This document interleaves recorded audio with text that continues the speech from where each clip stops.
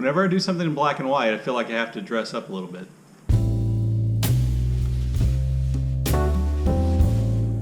Hello and welcome back to Bookish, and welcome to a video inspired by a video from Gareth over at Book Songs and Other Magic, in which he talked about his top 20 favorite black and white movies, or his favorite black and white movies, or the best black and white movies.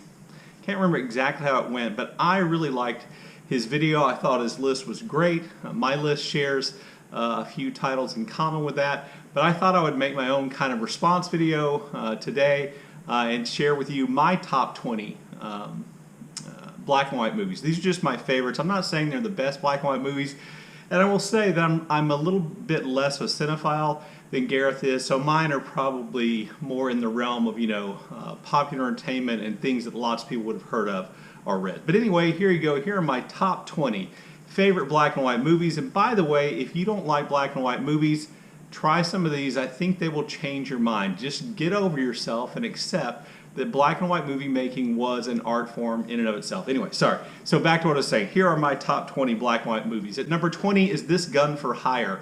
It is one of the original or beginning kind of film noir movies made in the United States in the 1940s. Maybe it started in the 1930s. I believe this movie came out in 1932. And it stars Alan Ladd and Veronica Lake, who is just absolutely stunning and enchanting in this movie. And Alan Ladd serves as kind of an assassin, a paid assassin, who ends up, getting involved in a much deeper kind of conspiracy involving the government and weapons and manufacturing. It's just a really good, dark story. I think it takes advantage of the black and white medium really well. At number 19 is The Manchurian Candidate, which is a kind of political spy thriller, height of the Cold War kind of paranoia about, attempts by communist China to take over the United States. It's a little campy in that regard. It's a little campy in some of the scenes and things that are shot and what they're trying to do. It stars Frank Sinatra of all people, and Janet Leigh star in the movie, along with Lawrence Harvey, who's maybe a little bit more famous for his starring role in The Alamo alongside John Wayne. But it's just really a good, weird black and white movie, and it has one of my favorite scenes that takes place on a train. You should know, I like scenes in movies that take place on a train. That'll come up a little bit more later on as well. At number 18, I have The Picture of Dorian Gray, which is, I believe I want to say it's like the 1930-something version of The Picture of Dorian Gray by Oscar Wilde. And this movie really kind of staggers me, stuns me every time I see it. I have to tell you that the first time I saw it, the use of color, and it's a black and white movie, but there are a few scenes that are shot in color that kind of show the horror involved in The Picture of Dorian Gray, and I just found it to be kind of stunning and enchanting. Angela Lansbury, a very young Angela Lansbury, makes an appearance here, as she will in another one of my favorite black and white movies. Number 17, I think this is the one I share in common with Gareth, is Dr. Strangelove, which stars Peter Sellers as kind of this mad former Nazi scientist who helps the United States develop nuclear weapons, and it essentially revolves in a humorous way, if that's possible. The plot revolves around the beginning of nuclear war, the United States kind of enthusiasm for those things, kind of skewers the military-industrial complex in lots of ways, and American attitudes, and I think it's a really effective black and white movie. At number 16, I have The Defiant Ones. This is a movie starring Tony Curtis and Sidney Poitier, in which they are prisoners who escape from prison, and they are chained together, and therefore they have to learn to cooperate with one another. They have to learn about one another. It was really kind of a revolutionary movie when it came out, I think sometime in the 1960s, and it contains really good performances by Poitier and Tony Curtis. At number 15, I have Modern Times, which again I believe was on Gareth's list. Modern Times, a Charlie Chaplin movie, essentially showing kind of, I think, the isolation and the kind of existential problems of man in the modern world. It contains the famous scenes of Little Tramp, Chaplin's character getting caught up in the machinery of industrialization, literally, and it's just a really great silent movie. And as Gareth said, I think it gives you a really good idea of what Chaplin was about, and how the genius of Charlie Chaplin in terms of making movies. Number 14, I have the searing Who's Afraid of Virginia Woolf, starring Elizabeth Taylor, Richard Burton, Sandy Dennis, I believe, won an Oscar for this, and I can't remember who the other male lead is. It'll come to me sooner or later. But it basically is a portrayal of, the effect of trauma can have on a marriage, and how two people who loved one another, had things that tied them together, can really become incredibly vicious enemies to one another, and alienating all the people around them in the process. Number 13, I have Gaslight. I think this is the first Alfred Hitchcock movie on my list. I think Gareth tried to avoid having movies from the same director on his list. I'm not going to do that because I am a fan of Alfred Hitchcock movies, and Gaslight is a great one. Ingrid Bergman, Charles Boyer, Joseph Cotton, I believe, plays the American involved. And this is the classic story from which we get the term gaslighting, in which a man essentially attempts to convince his wife that she's crazy so that he can carry out his dastardly deeds, which are then foiled in the end. Just a really great, I think, tense movie, and not maybe the best Hitchcock movie, but I think a really good one. Number 12, again, I know this movie was on Gareth's list, and that's To Kill a Mockingbird, starring primarily Gregory Peck, stars as Atticus Finch. And I think for a lot of people, the movie To Kill a Mockingbird probably holds up maybe better than even the novel To Kill a Mockingbird does, which is, an American classic and deserves to be considered as such. But the movie, which was shot in black and white at a time in which it didn't have to be shot in black and white, I think using black and white helps kind of capture the feeling that these were things that took place in America's recent past, which, they certainly were. I think it's really effective in the scenes in which, Scout is coming home from wherever she was performing as, I think she was in a costume that was a ham, and she's going to be attacked there. It's really effective in the scenes involving Boo Radley, and so I think it was really used well. I think it's a pretty brilliant movie, but it's definitely, I think, a 1960s aesthetic movie. At number 11, I think that's where I am, I have Paths of Glory.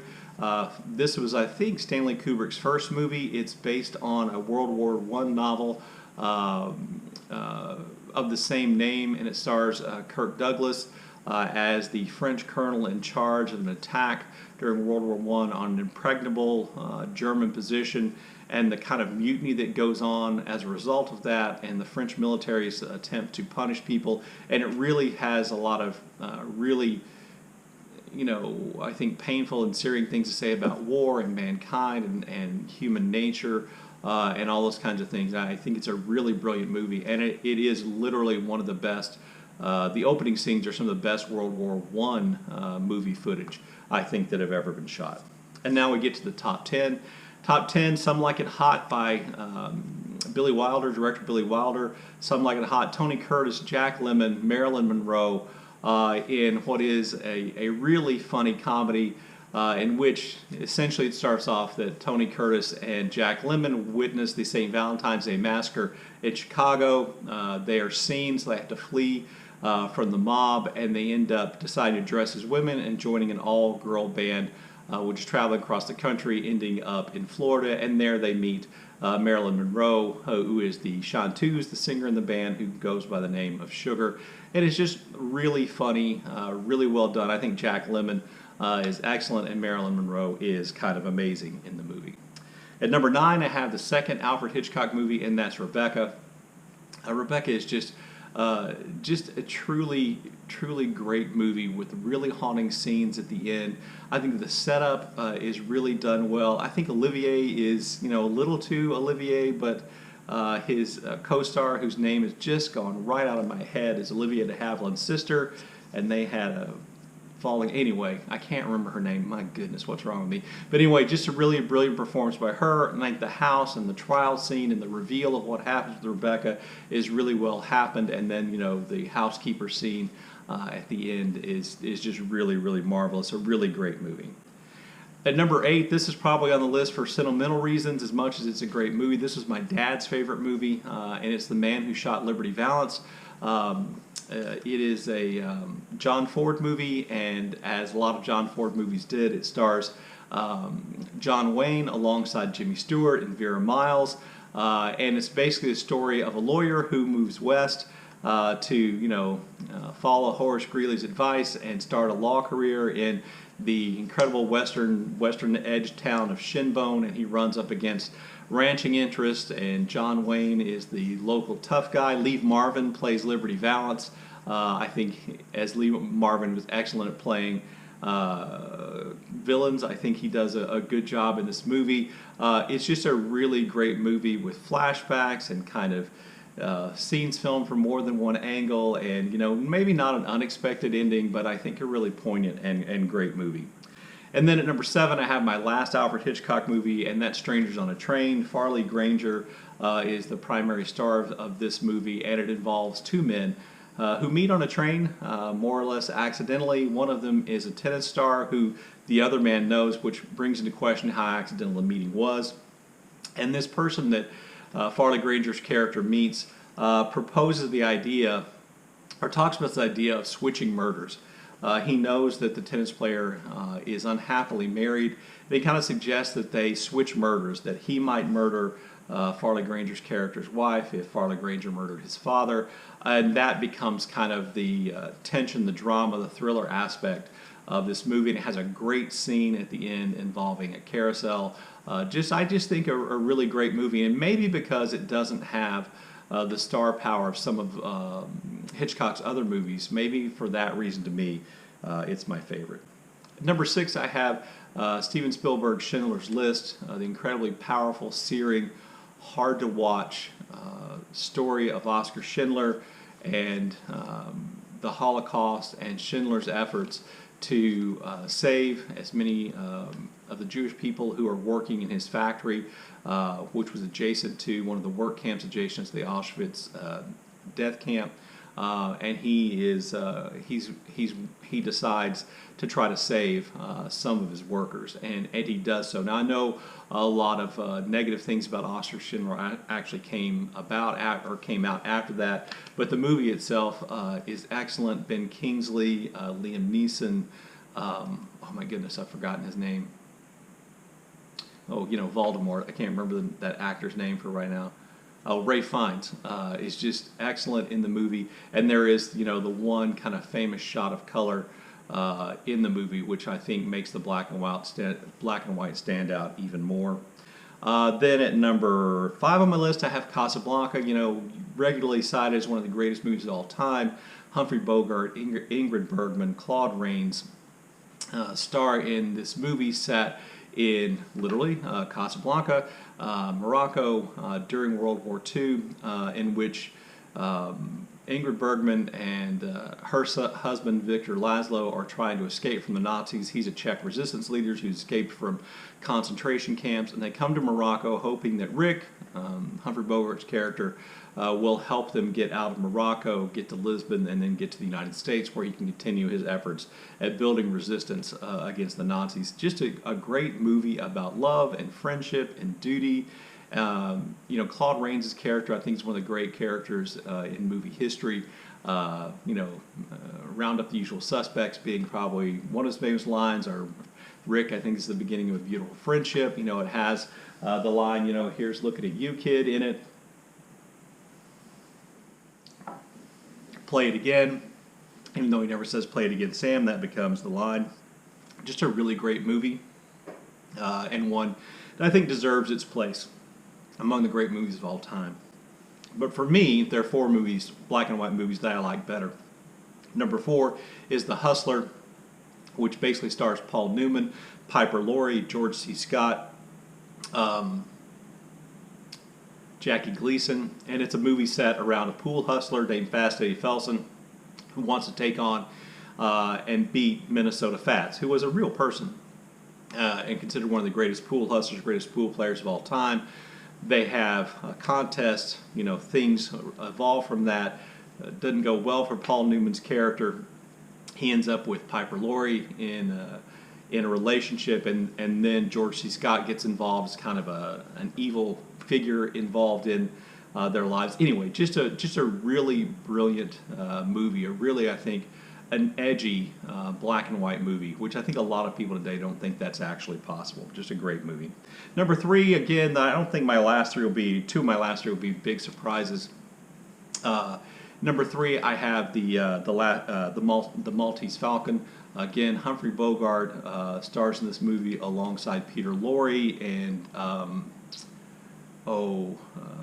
Arthur's her last name. I forgot her first name. Anyway, so just kind of a Sidney Greenstreet's in it. Just kind of a great detective movie, you know, based on the Dashiell Hammett novel surrounding this supposedly precious jewel-encrusted gold bird that's at the center of all this, and all kinds of intrigue. And there's just great, I think, 1930s dialogue, particularly when the police come to Sam Spade, that's Humphrey Bogart's house, to kind of question him, and there's just great stuff in the movie that, you know, could only exist in a movie back from that time period. But just, you know, great hard-boiled detective story and a true classic. Number two, I think this is one of the few other comedies I have on my list, and that's the Philadelphia Story, which came out, I believe, in 1940 or the late 1930s. It involves the marriage of a socialite played by Katharine Hepburn to a man who has a reputation for being really solid. Her ex-husband, Cary Grant character, shows up. His name is C.K. Dexter Haven. There is a scandal magazine that wants to cover the wedding, and that's Jimmy Stewart is the writer for that.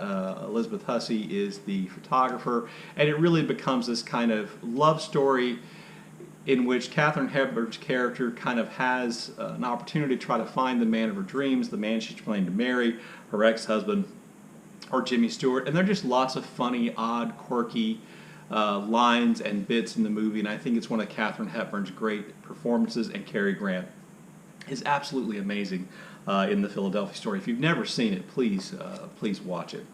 And then the last picture I have, my number one black and white film, again, is a movie that was shot in black and white, though it could have been shot in color because the movie was made in the 1970s, and that's The Last Picture Show, the Peter Bogdanovich adaptation of Larry McMurtry novel, and it stars Sybil Shepherd and Jeff Bridges, and Timothy Bottoms is in it.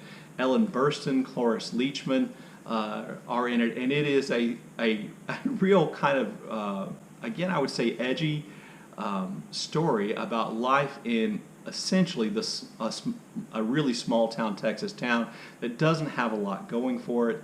There's a movie theater.